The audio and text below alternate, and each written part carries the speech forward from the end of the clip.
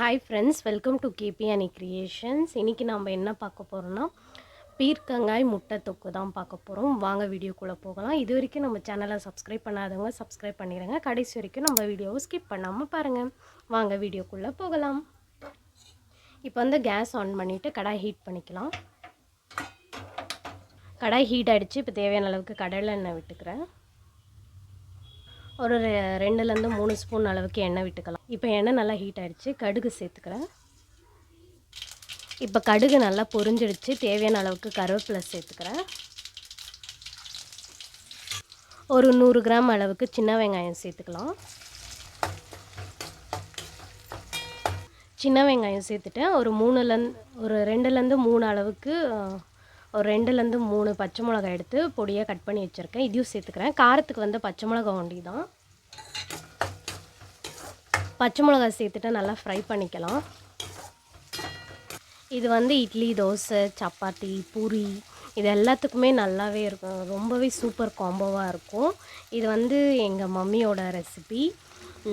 எனக்கு ரொம்ப பிடிச்ச ரெசிபின்னு சொல்லலாம். இது நீங்களும் ட்ரை பண்ணி பார்த்துட்டு மறக்காமல் எனக்கு கமெண்ட் பண்ணுங்கள். சின்ன வெங்காயம் கிடைக்கலன்றவங்க பெரிய வெங்காயம் யூஸ் பண்ணிக்கலாம். ஆனால் இது பெரிய வெங்காயம் தான் போடணும். நான் என்கிட்ட சின்ன வெங்காயம் இருந்ததுனால சரி நான் சின்ன வெங்காயம் போடுறேன். வெங்காயம் நல்லா கலர் சேஞ்ச் ஆகட்டும். அது வரைக்கும் நல்லா ஃப்ரை ஆகட்டும். இப்போ வெங்காயம் பச்சை மிளகாய் ஃப்ரை ஆகிற இந்த ஸ்டேஜில் வந்து ஒரு பிஞ்ச் அளவுக்கு பெருங்காயத்தூள் சேர்த்துக்கிறேன். இப்போ வெங்காயம் ஓரளவுக்கு நல்லா வதங்கிடுச்சு. இந்த ஸ்டேஜில் வந்து ஒரே ஒரு தக்காளியை கட் பண்ணி வச்சுருக்கேன். இதை சேர்த்துக்கலாம். தக்காளி நல்லா வதக்கணும். நல்லா தொக்கு மாதிரி ஆகணும். அது இது வதங்குற இந்த ஸ்டேஜில் வந்து தேவையான அளவுக்கு மஞ்சத்தூள் இதில் வந்து வேறு எந்த ஒரு மசாலாவும் நம்ம சேர்க்க போகிறதில்ல. கலருக்காக வந்து கலருக்கும் ஃப்ளேவருக்கும் மஞ்சத்தூள் மாத்திரம்தான். ஒரு 2 பிஞ்ச் அளவுக்கு மஞ்சத்தூள்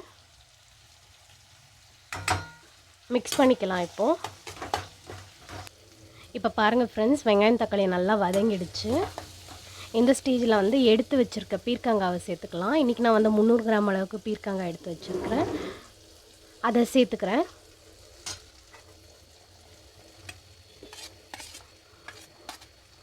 சேர்த்துட்டு நல்லா மிக்ஸ் பண்ணிக்கலாம். இப்போ வந்து பீர்க்கங்காய் சேர்த்து நல்லா மிக்ஸ் பண்ணியாச்சு. ஒரு 5 நிமிஷம் நல்லா வதங்கட்டும். க்ளோஸ் பண்ணிக்கலாம் நம்ம. இப்போ பாருங்கள் ஃப்ரெண்ட்ஸ், 5 நிமிஷம் ஆகிடுச்சு. இப்போ மிக்ஸ் பண்ணலாம் ஓப்பன் பண்ணிவிட்டு.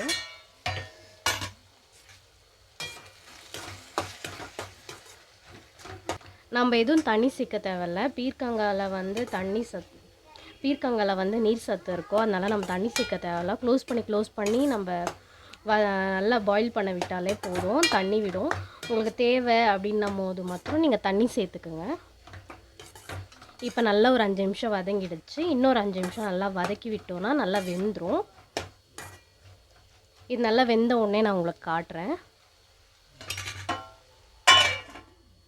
இப்போ நல்லா 10 நிமிஷம் ஆயிடுச்சு ஃப்ரெண்ட்ஸ். காய் நல்லாவே வெந்துட்டு இருக்கும். இப்போ பாருங்கள், பார்க்கலாம்.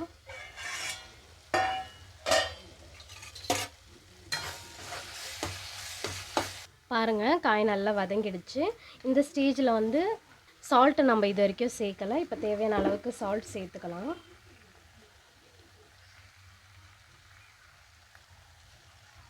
சால்ட் சேர்த்துட்டு நல்லா மிக்ஸ் பண்ணிக்கலாம். இப்போ காய் நல்லா வதங்கிடுச்சு. இந்த ஸ்டேஜில் நம்ம வந்து முட்டை சேர்த்துக்கலாம். 2 முட்டை சேர்த்துக்கிறேன்.